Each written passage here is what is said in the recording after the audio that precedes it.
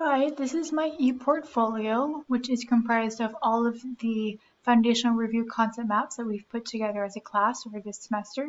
So here I'm going to briefly explain how I plan to use my e-portfolio to study for the MBCOT exam, and how I plan to use it to review for fieldwork, and how I might add to it over the course of my fieldwork. So to briefly show you how I've organized my e-portfolio, I've placed all of the chapters in their respective concept maps 1 through 7, and each of the concept maps have color-coded tabs, as you can see here. So starting with concept map number 1, with Therapy Ed chapter number 1.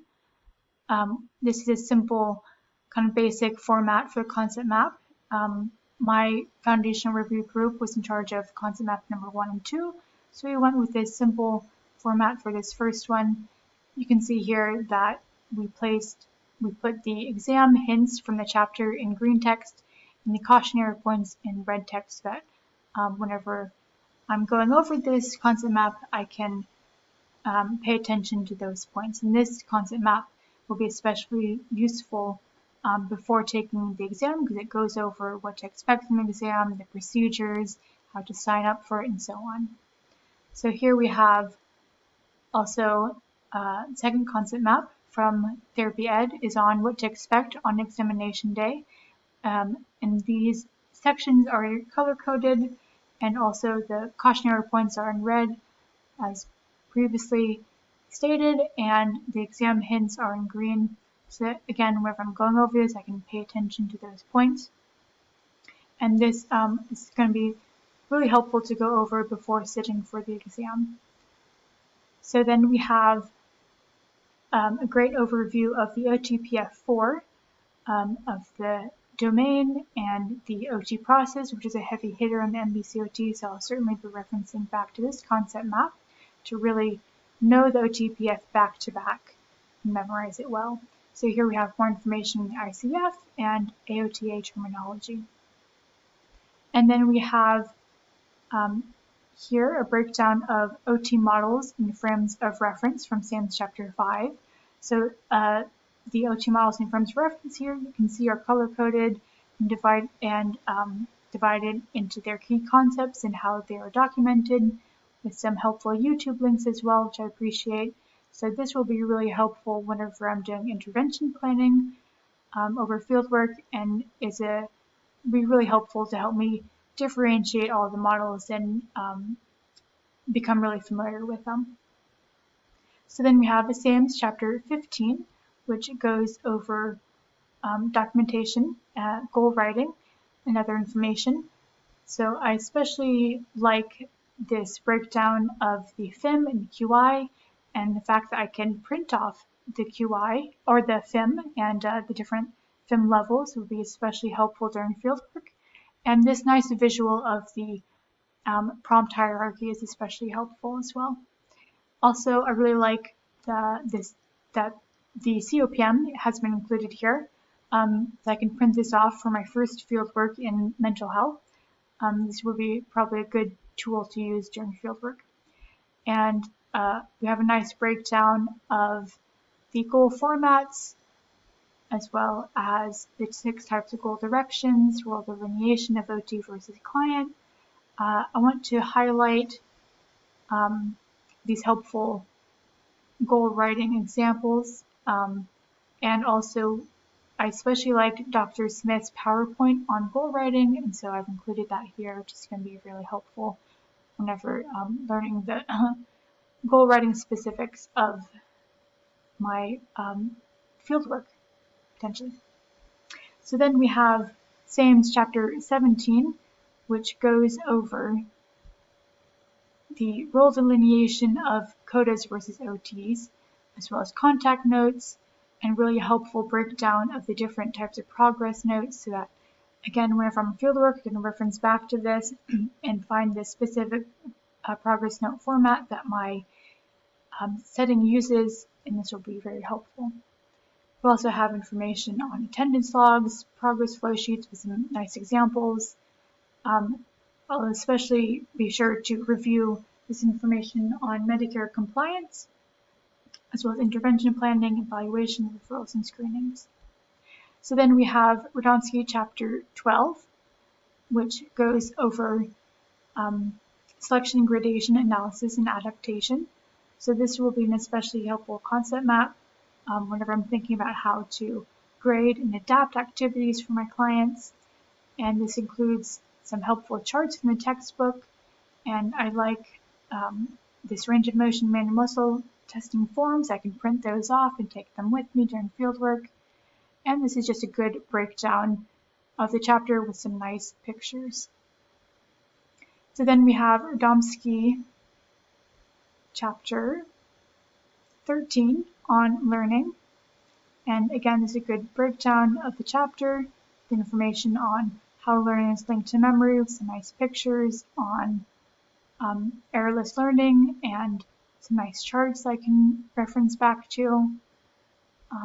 Learning and teaching is such a huge part of our role as OTs, so I'll be sure to reference back to this before fieldwork. And in order to best match my teaching strategies to my clients' learning preferences. So connected to that previous concept map, this one is over teaching activities in occupational therapy. So again, this will be super helpful to review before fieldwork, as it has information on why OTs teach, at the basis of learning, teaching strategies, some nice pictures to go along. And I want to focus on this information on mindfulness and mindfulness exercises, as I think this will be very helpful for me during my fieldwork in the mental health setting, and I can potentially add to this as I learn more about mindfulness as a strategy to use with clients. So then we have concept map number 4, Radomski chapter 6, which goes over cognition, cognitive capacities, and abilities. So again, we have some more helpful charts and a breakdown of the 5 components of attention, the types of memory, some useful charts and pictures. So I really like this simple breakdown, yet comprehensive breakdown of the chapter. And then moving on to Radomski chapter 24 is similarly formatted to the other concept maps. This one goes over optimizing cognitive performance with some more pictures and charts from the textbook, as you can see here.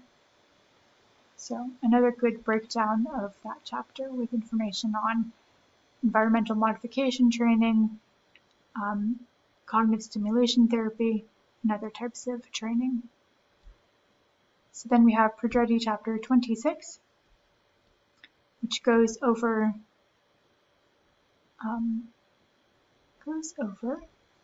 evaluation and treatment of limited occupational performance.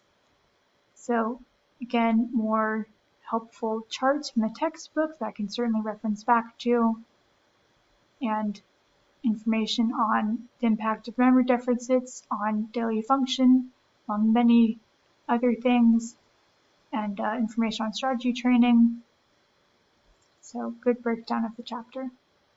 And then we have concept map number 5, starting with Radomski chapter 5, which goes over visual impairments with some nice pictures from the, that helps differentiate, for example, myopia from hyperopia,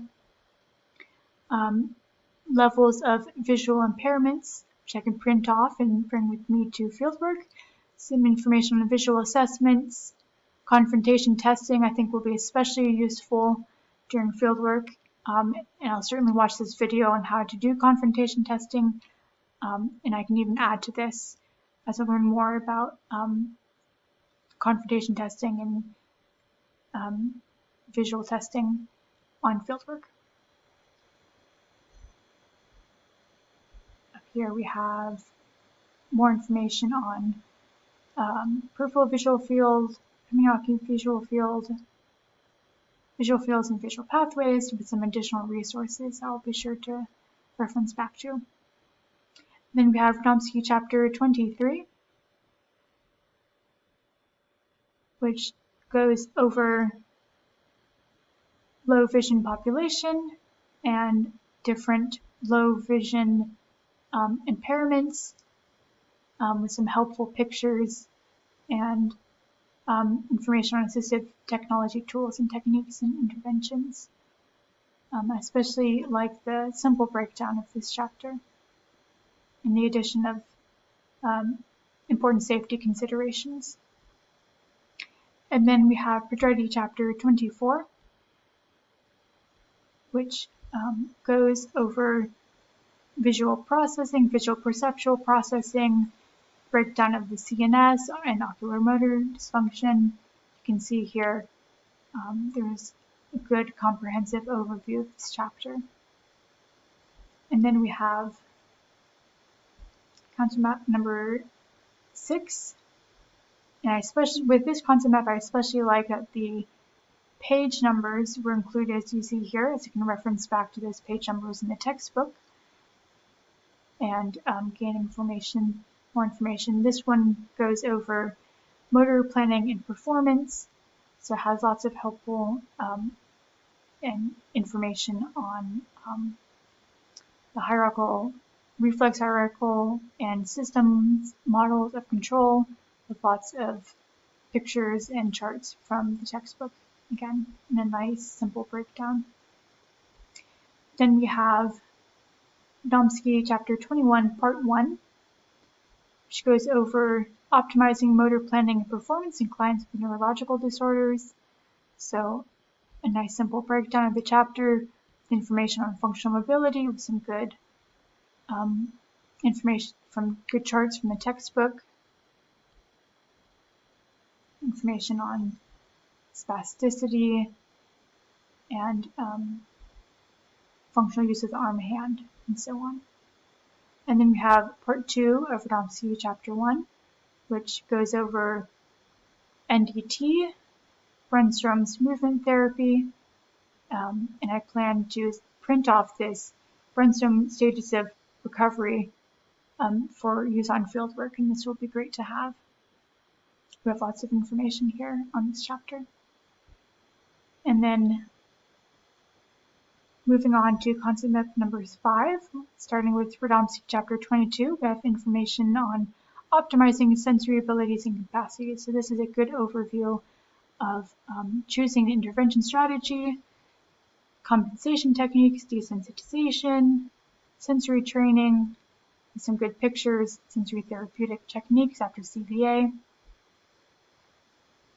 And then Adaptation Chapter 9 goes over assessing abilities and capabilities with regards to sensation. So we have some super helpful pictures on peripheral nerves, information on that, breakdown of peripheral nerves, which is super helpful because it can be confusing to differentiate all the peripheral nerves and how they interact with each other. So I appreciate pictures on the peripheral nervous system and the different myopathies, clinical testing, different types of mononeuropathy, with some very helpful visuals. And then we have Gradation Chapter 25, which goes over tactile perception disorders with some helpful visuals again, different disorders like graphesthesia, and assessments for motor perception disorders, general approaches to OT intervention for perception dysfunction. Various assessments that I'll certainly be referencing back to and potentially adding to during the fieldwork. And then lastly, we have information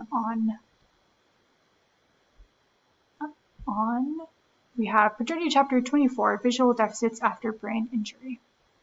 So this gives some really good information like the Snellen chart, visual acuity, OT intervention approaches, and visual deficits with some good pictures. So I especially like this concept map and how it's broken down.